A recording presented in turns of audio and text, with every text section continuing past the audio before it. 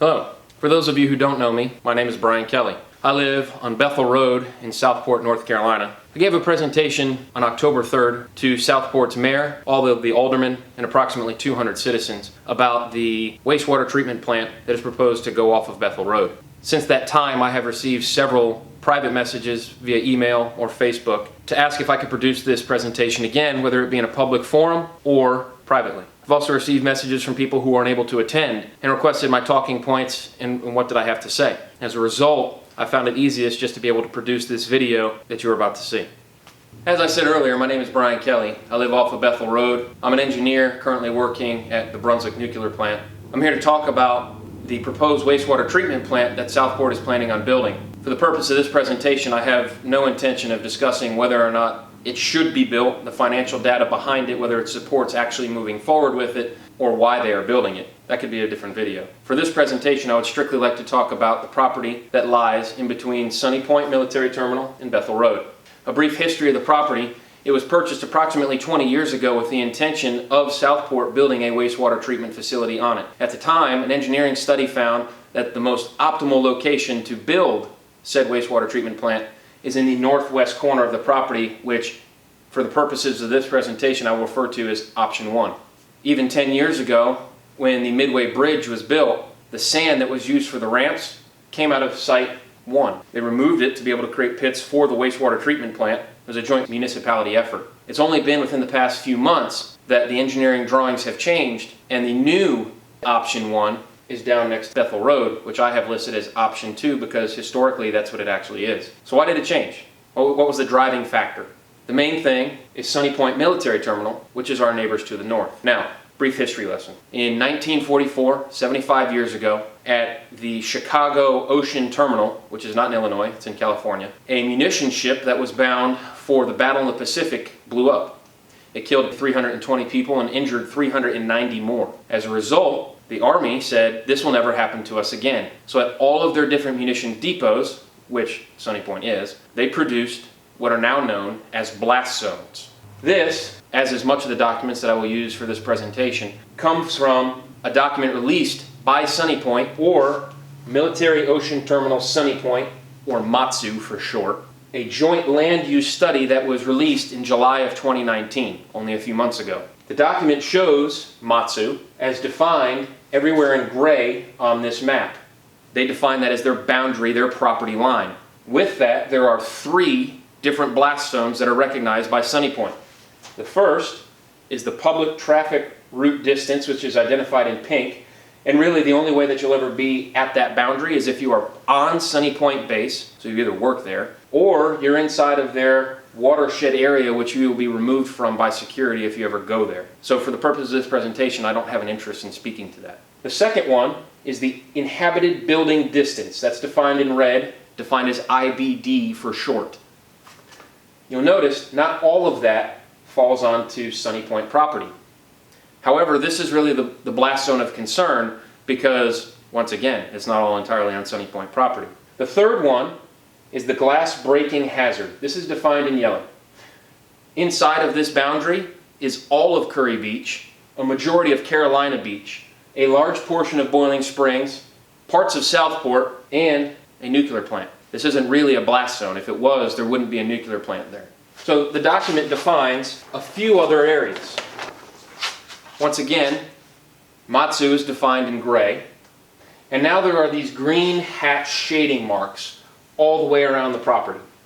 You can still see the IBD blast zone. The property was already identified as part of the study. I did not draw this in, is this parcel right here. You'll notice most of it falls underneath the green hatch shading. So what does that mean? Does it fall inside of a blast zone? No, it doesn't. The document defines this green hatched area. I apologize for not having the top of this section, but it is in section 5.11 of the document. It's talking about the areas of the IBD, and it says not all of them fall inside of the property. It says in these areas where it does fall outside of the installation, the map shows it falling completely within the compatible use easements that the Army has acquired from property owners that limits the use of the property shown in green hatch shading. Now, What does this mean? All of the properties that fall underneath this green hatch shading have a covenant that the Army purchased to say, we have authority to be able to decide if you can put said items on the property, building structures, things like that. What it says is anywhere that you own a property that a corner of it falls in this area, we have that agreement. It does not mean that anywhere where this shading ends, your agreement that you have with the Army ends. You also notice these yellow dots. These yellow dots are identified uses inside the blast zone. These bullet points cover those. You'll notice Carolina Beach Wastewater Treatment Plant and Curry Beach Wastewater Treatment Facility fall inside the physical blast zone. The study then goes on to say what might fall in there, what are the other items that can be in there, and it says, in general, these trend toward unmanned infrastructure and public works facilities. What's a wastewater treatment plant? It is a public works facility. I went to Sunny Point's website and said, where did the idea come from that this property could be in the blast zone? This is directly off of Sunny Point's website. You'll notice once again, Sunny Point Military Terminal defined in gray. The green hatch shading is now completely colored in. In the red, you're going to be chased out of this area if you ever enter these watersheds. At the very bottom of this green, you'll notice there's a small sliver that sticks out of the property. Now, we already said that this isn't an actual blast zone. So I blew up the picture. Said, okay, well, this is what falls outside of that zone. I next went to the Brunswick County data viewer, and I overlaid the same exact property lines that are here. I've always heard that it has 35 acres outside the blast zone. I don't know where that number came from because the only thing that I could see is 22 and a half. So then I started thinking about the property. The property falls inside of a watershed area. There's creeks across the street from my house. Those are on that property. I wonder if there's any flood zones. So I went to flood.nc.gov, which is the government's flood website. The property in question can best be defined by the access road to Sunny Point to the north and Bethel Road to the south. And you'll notice there's a lot of floodplain. The blue is defined as zone AE, and it has a 1% annual chance of flooding. That means it's a 100-year flood. The yellow is defined as a 0.2% chance of flooding. That's a 500-year flood. So then I started thinking about it. I wonder what area of the property actually falls outside of a floodplain. So I overlaid it with the satellite image and compared it to the flood zones, and I find that there's only 7.71 acres. And this doesn't include any of the CAMA restrictions or Army Corps of Engineer restrictions to being next to water. It also doesn't include the stated 60-foot setback that they plan to put this off of Bethel Road. So that's less than 8 acres. Let's call it 8. Now, if you've ever used Brunswick County GIS Data Viewer, you know that before you can get to this page, you had to sign an agreement that says this will not be used for purposes of law and may have some flaws in actual property lines, etc. So let's say that it's off. Let's make the argument that it's way off. Let's say it's 25% off. 25% of 8 is 2, add that to it, we have 10 total acres. Now let's say you look at me and say, you know what, I don't trust you. I think you're doing this wrong. I think you drew those lines in wrong. Okay, it's possible. Let's add another 25%. Let's bring it to 12.5 acres. The proposed wastewater treatment plant, the 1.2 million gallons per day, phase 1 wastewater treatment plant with potential expansion up to 2 or 3 million gallons per day is going to fit on a 12-acre parcel. So I went back to the document. Let's see what else the document has to say.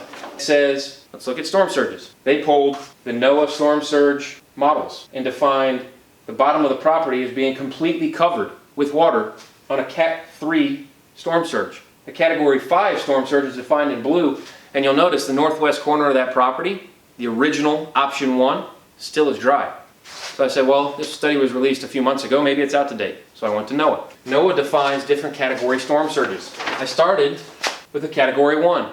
The Category 1 storm surge, you could see the bottom of the property doesn't have much flooding, Category 1. So I looked at Category 2. The Category 2 storm surge, we've had a few of those in the past 5 years, envelops the entire bottom of the property. Okay, well, this study showed Category 3, so let's pull that just to look at it.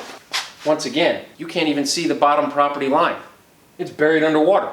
So let's pull the Category 5. It still shows the northwest corner completely dry.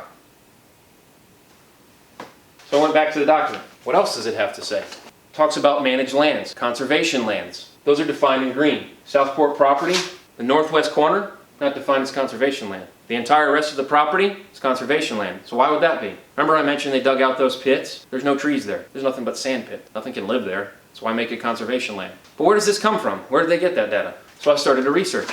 I went to the North Carolina Conservation Planning Tool. This is a state document. It's a very large PDF, but it defines everything that is in dark green as state conservation lands and everything in light green as federal conservation lands. Our area of interest is down here. That's pretty hard to see. Luckily, it's a big document. So I blew it up 3,000%. You'll notice the same familiar shape. And once again, the northwest corner isn't covered. You can see the intake and discharge canal for the nuclear power plant. This is the same document. So then I went back to the Sunny Point document again and said, what else does it talk about? It talked about lands. I wonder if it talks about water. It does. It talks about the watershed areas around this property. You can see them once again.